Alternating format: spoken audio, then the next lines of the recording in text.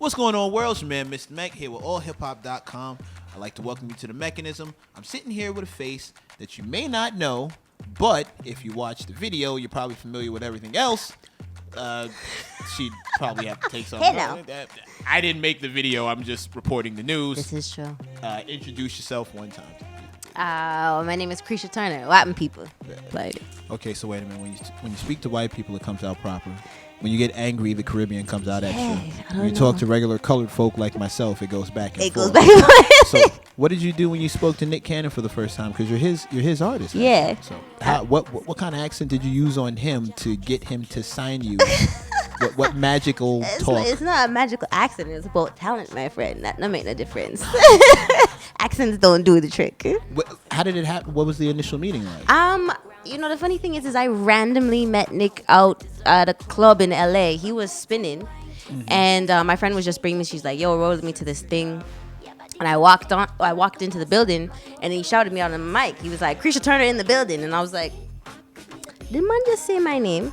And I was like, "Wait, how did he know my name?" So afterwards, I met him because I'm like, "Yo, like, do you know my music? Like, what? How do you know who I am?"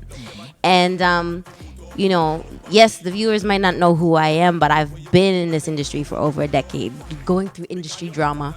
I've released a lot of things overseas, and I've had success overseas. And he said that he had somehow come across some of my music back in about 2010. So he was familiar with that material, and yeah. It's kind of interesting that you would pick a guy like Nick to introduce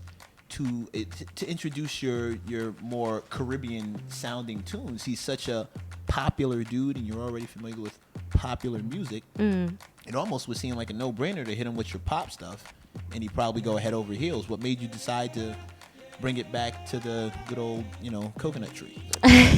sorry, Yard. What made you feel it was a smart move to introduce him to Yard? For me, as an artist, because I now had this music burning in my back pocket that I loved and was so proud of, I was finna play it for anybody who would listen, essentially. And as somebody who was just, I'm constantly on my hustle, like trying to steer my career in my direction. Even though, I understand that you sometimes have to sacrifice things that are there to get a foot through the door. One thing that I quickly learned about Nick that I absolutely love is the fact that he's at a point in his career that he doesn't really do anything unless he has to. Like not all of us are blessed to be in that position. Facts. So if he actually likes it, thinks it's cool for whatever regard, he's in a position that he's like, "Yo, like let me help you with this, or let me do something in this kind of instance." So for me, I was just excited to have somebody that liked my music and product as is. He was not interested in, coming into the picture and altering it per se. And that's very rare in this industry. So the fact that he liked, like I said, what I was doing as is, how I make my music as an artist.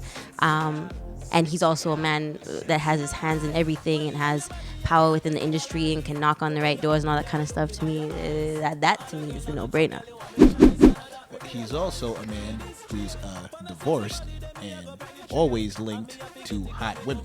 So are you ready for the rumors? Because as his new artist, one of the things that's gonna come up.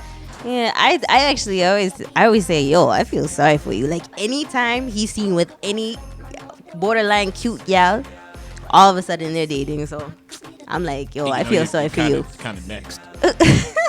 Like if anybody's watched the video, you're all nudie on the video. So just because I'm nudie on the video, he probably directed it. If I was him, I would have directed it. He probably directed he didn't direct it. It was directed by a guy named Roger Ubay. Shout out to Roger. Hey, Roger. But we all know that Nick got this. I'm just saying, like, you have to know that these rumors are probably on the way. They're probably going to romantically attach you to Nick Cannon at some point in time. Yeah, well, I guess it comes with the territory, but at the end of the day, if we're just business partners and we're working and we're doing, you know what I mean? I have somebody that believes in my thing, I'll deal with the nonsense if I have a solid team player that's willing to push my music and willing to push my product, because people will always say shit, people will always talk, whatever. So I saw it go. So we say I saw it go. So it goes. It's just how that's just how the cookie crumbles.